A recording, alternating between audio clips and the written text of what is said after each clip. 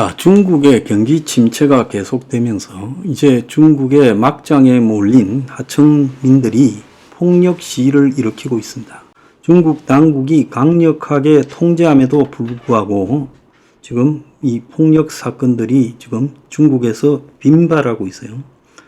그래서 이게 중국 내부에 커다란 사회적 우려가 되고 있다는 겁니다. 저소득층 실업자들의 불만이 폭발하면서 묻지마 범죄, 대정부 시위 등이 폭력적인 형태로 빈발하고 있다는 거예요. 최근의 보도에 보면 지하철역 흉기난동, 외국인 교사 습격 등 반사회적 사건들이 중국 사회에 너무 자주 일어나는데 이게 불안정한 중국 사회의 지금 현실을 보여주고 있다는 거예요. 그래서 이런 사건의 배경에는 길어지는 경기 침체, 실생활의 어려움 등이 사회적 압박으로 자리 잡고 있다는 거예요. 그래서 경제난에 시달리는 민심이 지금 폭력으로 분출되고 있다. 지금 7조 달러 규모의 주식시장 붕괴, 부동산 시장의 지속적인 하락, 높은 청년 실업률 이런 것들이 지금 중국의 현실이에요. 그래서 직장인 3분의 1이 급여가 하락이 됐고 삶의 질 저하가 되고 있다는 거예요. 이 속에서 폭력 사건이 일어나는데 상하이 지하철역에서 묻지마 칼부림 사건이 일어났고 길림성에서는 미국 대학 교사 4명이 현지 남성에게 칼이 찔리는 사건이 발생했고 산시성에서는 불법 점유주택 문제로 정치협의체 위원장이 살해됐어요. 그래서 단순 우발이 아니라 경제적인 불안에 따른 사회적 불만이 극단적인 형태로 표출되고 부동산 침체, 청년 실업 증가, 소득 감소로 인한 사회적 박탈, 좌절감 등이 사람들 하여금 일탈하게 만들고 있다는 거예요. 그래서 경제적인 어려움이 쏟아지면서 작은 변화에 삶의 위기를 맞게 되고 그 속에서 이런 사태가 일어난다. 중국 도심 변두리에는 노숙자로 변해서 자고 길에서 자는 사람이 수두룩하다는 거예요.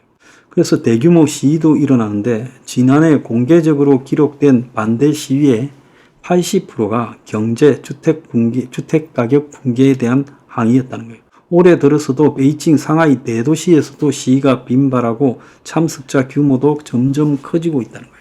시위 참가자들은 주로 실업자, 저소득층, 부동산 투자 피해자 등이고 정부 경제정책 실패에 대한 비판과 생계 대책 요구를 하고 있다는 거예요.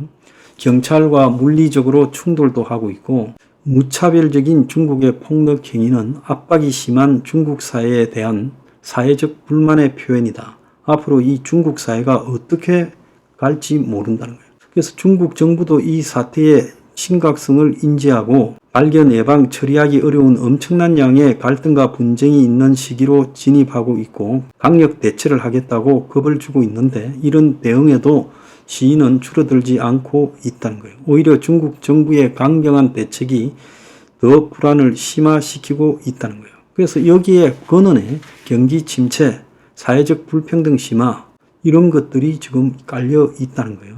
그래서 근본적으로 경제적인 문제 해결 없이는 사회적 불만을 해결하기가 어렵고 정부의 이 강경한 대처와 통제는 불만을 더 증폭시킬 거라는 거예요.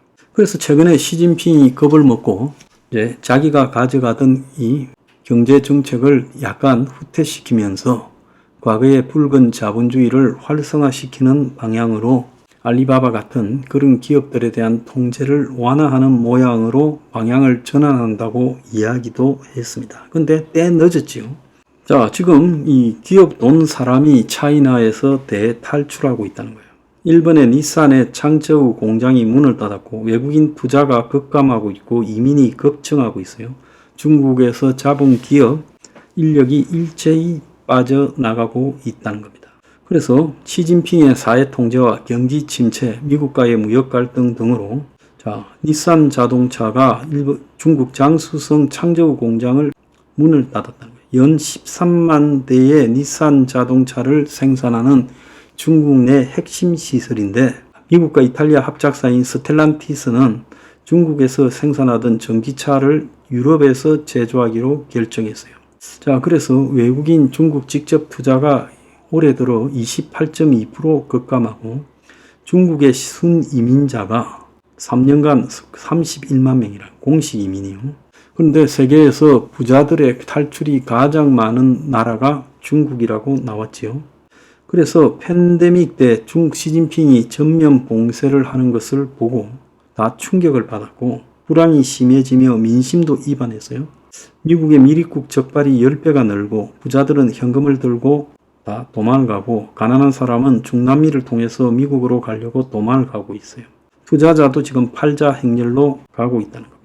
여기에 대해서 중국의 물류 창고들이 텅 비어버렸다는 거예요. 139조를 물류에 투자했는데 텅텅 비어버린 물류 창고가 지금 급증하고 있다는 거예요. 그래서 중국 경제가 얼마나 악화됐는지를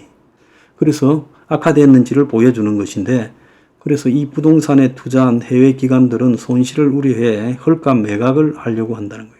중국 동부의 물류 창고 공실률이 20%, 수년 내 최고고 팬데믹 전자상거래 급증에 블랙스톤 등이 1,000억 불을 투자했는데 중국 경기 악화로 이 소비가 뚝 끊어지고 미중 갈등에 이제 중국에서 물류 창고를 두지 않으려고 하면서 해외 이전도 해버리고 임대료 하락에 지금 체납까지 손실 커질까봐 얼른 발을 빼야 한다는 거예요.